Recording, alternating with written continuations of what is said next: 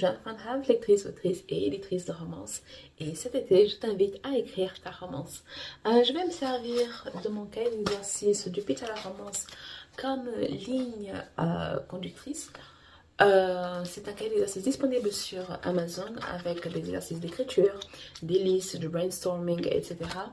Et je m'en sers pour détailler les étapes clés dans le développement, construction, planification ou écriture d'une romance. Cela, c'est ma façon de faire. C'est ma façon de construire mes histoires. Je suis une romancière, une écrivaine qui écrit à la one again, donc je ne fais pas de plan, mais ça n'empêche pas que, au fait, mon cerveau travaille à ma place et il fait tous ces exercices, tout ce décortiquage de façon instantanée, de façon totalement organique, et donc j'ai décortiqué ma façon de faire pour la proposer. Je parle du pitch à la romance parce qu'on a du pitch, on sort toutes les informations dont on a besoin pour la fondation de notre histoire. Donc, les tropes, conflits, blocages, désirs émotionnels, silhouettes des personnages. On a aussi travaillé la silhouette émotionnelle. Au-delà de la silhouette émotionnelle, le physique des personnages, la diversité, les créatures mystiques, les personnages secondaires et le décor. Et tout ça, on l'a fait parce que quand on lit une romance, ce sont ces informations-là qui sont découvertes en premier. Les premières scènes, première page, première scène, premier chapitre.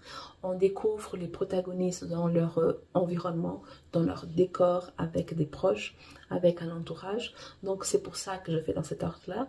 Mais à partir du moment où on a tout ça, on a toute cette fondation, on passe à la romance. Donc j'ai parlé des 3 piliers de la romance. Pour moi, c'est ma vision de la relation amoureuse qui est l'émotion, la communication et la séduction.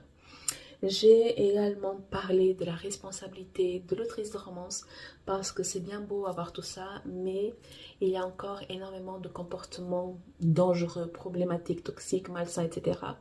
qui passent à travers les mailles du filet et on ne peut pas se cacher derrière le côté c'est de la fiction parce que ce n'est pas de la fiction. Toutes les générations ont été influencées par les histoires qu'on lit, par les films et les séries qu'on regarde, par les musiques qu'on entend.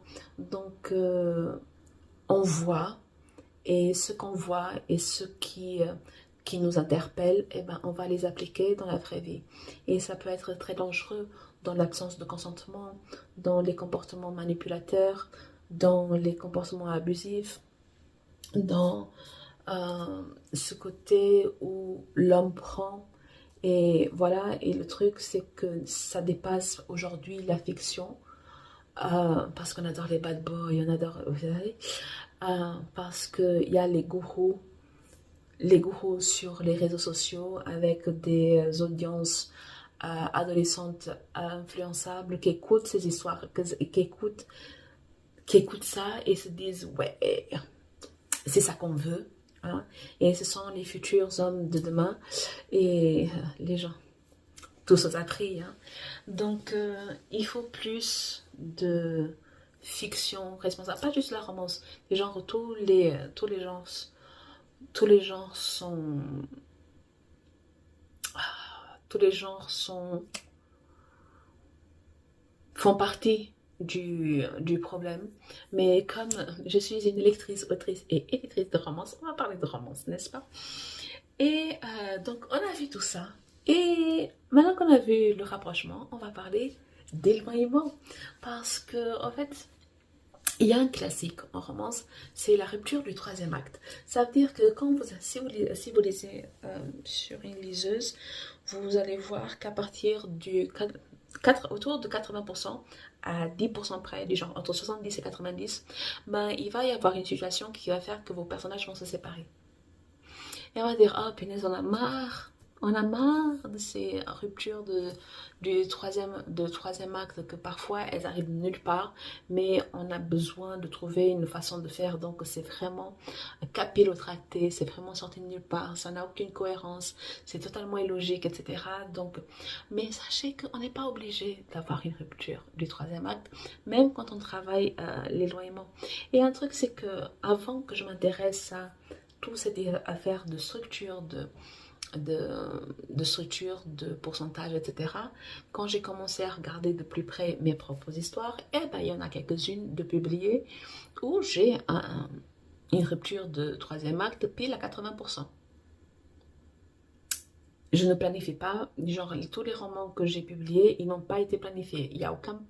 Mais notre cerveau, du genre, tous les romans qu'on lit, ils nous inspirent, nous influencent, on les intègre de façon totalement inconsciente, ben, on va les caser exactement au même endroit.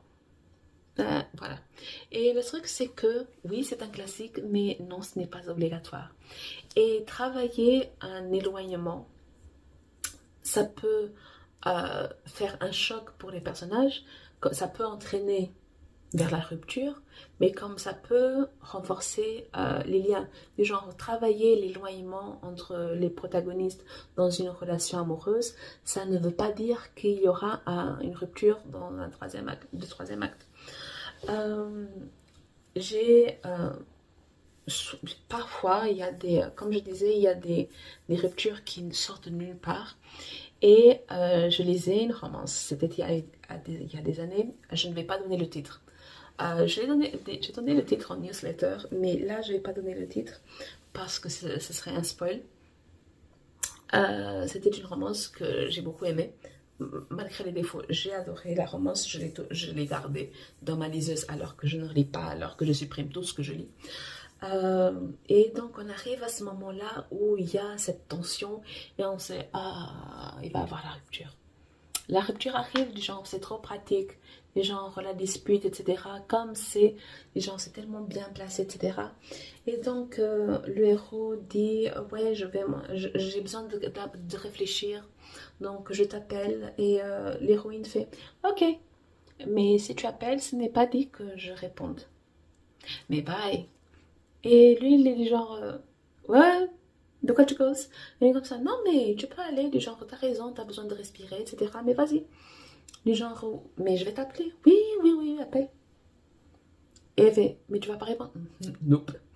Et il fait, bon, ok, alors je reste. Du genre, là, quand même, il y a il y a un petit côté un peu immature. Du genre, ah oui, du genre, euh, est-ce qu'il y a un brin de chantage, de manipulation dans le truc, du genre, souffre pour moi pendant que je vais bouder dans mon coin? Probablement, peut-être. Sûrement. Mais j'étais agréablement surprise pour le fait que, d'un côté, la rupture tant attendue, la rupture tant attendue n'allait pas avoir lieu. De l'héroïne s'est imposée, du genre, tu vas aller, va, je ne vais pas courir derrière toi. Du genre, voici une cousine qui a une grande estime de soi et on est là, on applaudit les queens. Et troisième point, est-ce que j'avais un troisième point? Non, et un troisième point, c'est que ils ont résolu la situation avec ding, ding, ding, ding, ding, de la communication. Parce que parfois, il n'y a que ça. Du genre, l'éloignement, la solution de l'éloignement, c'est de la communication. Donc, de la même façon qu'on travaille le rapprochement des personnages, qu'on travaille les rencarts, qu'on travaille les choses qu'ils aiment, qu'on travaille les moments où ils passent ensemble, etc., eh bien, on va travailler l'éloignement. Tout d'un coup, les choses qu'on aimait plus, qu'on aimait chez l'autre, on n'aime plus.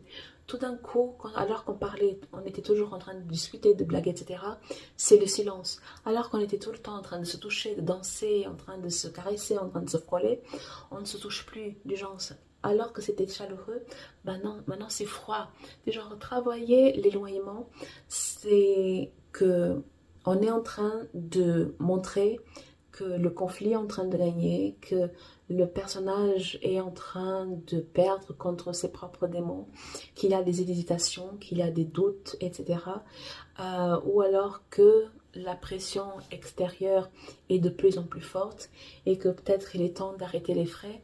Donc l'éloignement, on ne peut pas avoir juste l'éloignement pour avoir de l'éloignement. On ne peut pas avoir de la rupture juste pour avoir de la rupture. C'est quelque chose qui doit germer, qui doit euh, avoir fermenté, qui doit avoir fermenté pendant un moment. Pas pendant tout le roman, mais depuis quelques instants, on voit qu'il y a quelque chose qui a changé, quelque chose qui n'est plus aussi naturel, qui n'est plus aussi... Voilà. Donc, travailler l'éloignement fait que les personnages sont forcés de communiquer ou de lutter beaucoup plus fort pour être ensemble. Parce que la plupart du temps, ils s'aiment toujours. C'est juste qu'ils n'arrivent plus à discuter, ils n'arrivent plus à trouver de juste milieu. Donc, ça peut permettre des scènes de conflit, d'animosité, de disputes, etc. Parce que pourquoi ça arrive, pourquoi tu ne parles pas. Mais il y a aussi ce côté de miscommunication que je sais que beaucoup de gens n'aiment pas. Et parfois, moi aussi, quand je suis en train de lire, mais il suffit de parler. Oui, mais moi, Joanne, je me confesse, moi, il suffit de parler. J'ai besoin d'un an ouvrable pour dire les choses que je ressens. J'ai grandi dans une famille, dans une culture, dans une société où on ne parle pas de sentiments, on ne parle pas d'amour, on ne parle pas d'émotions, on ne parle pas de relations humaines, on ne parle pas de relations. Donc, c'est un de mes blocages. J'ai vraiment beaucoup de mal à dire en voix, de vive voix, quand j'ai un problème. Et du coup, j'écris des lettres.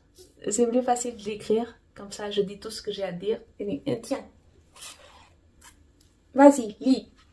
Lis de mon côté. Moi, je vais faire semblant que je suis pas là. Donc, je comprends la miscommunication, le côté où on ne va pas parler, où il n'y a pas de communication, du genre, il suffisait de poser la question. Oui, ça m'irrite en tant que lectrice, mais Joanne, moi, la femme, je suis comme ça.